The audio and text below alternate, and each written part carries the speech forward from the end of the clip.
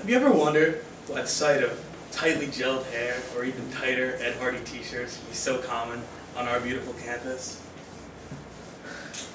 It's because the University of Maryland has become a hotspot for New Jersey residents like myself.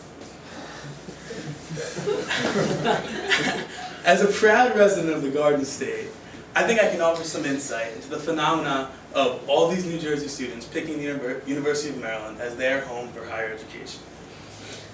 NJ students come to UMD because of cultural similarity, accommodating acceptance rates, and problems in New Jersey school systems. In this presentation, I will talk about these reasons and analyze why we are really here. So first, similarity is obviously a huge issue when it comes to New Jersey students coming here. The first and probably most important is the distance of University of Maryland from New Jersey. Being in near DC, it is only 5 hours away, 200 miles, far enough away to get away from home, but close enough that you can still get what you need and stay in touch with family.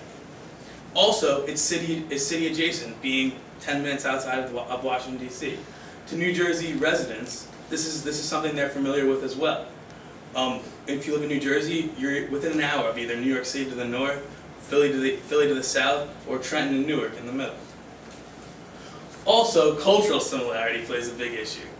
Rather than experiencing a culture shock that, say, maybe going to a southern or midwestern school would give you, you get to go a little bit away from home while still enjoying a mid-Atlantic atmosphere that's not too foreign. Also, University of Maryland demographics are another important aspect of this. 33% of all University of Maryland students come from out of state.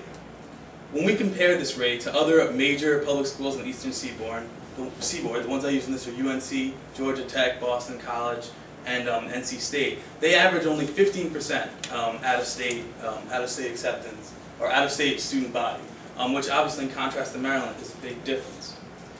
However, Maryland is still able to maintain a similar overall acceptance rate. So when grad schools and employers look at how competitive the University of Maryland is, it's still a 40% overall acceptance rate, while simply having more out-of-state students in the student body.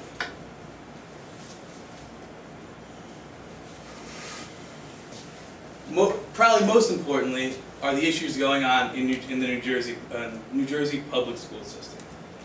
New Jersey is dead last in per capita funding for college students, which means that for every one student that's in the New Jersey public school system, the New Jersey government is offering the least amount of funding of any state in the nation, which is pretty shocking considering how wealthy many parts of New Jersey are. Also, New Jersey, although it's small size, is the most densely populated state in the nation. And the fact that we're 47th in college capacity simply means we cannot fit all the students who are looking to pursue higher education.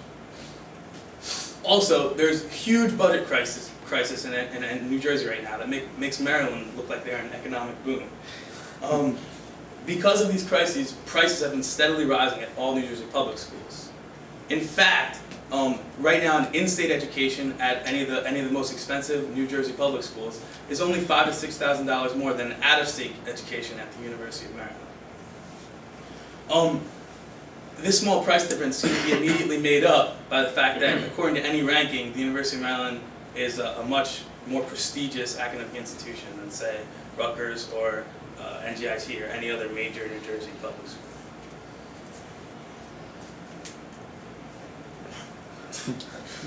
Many Marylanders are continuously amazed by the fact that there are so many New Jersey people every year that come to the school.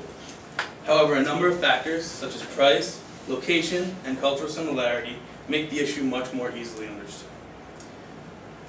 Due to these factors, it doesn't look like we're going anywhere.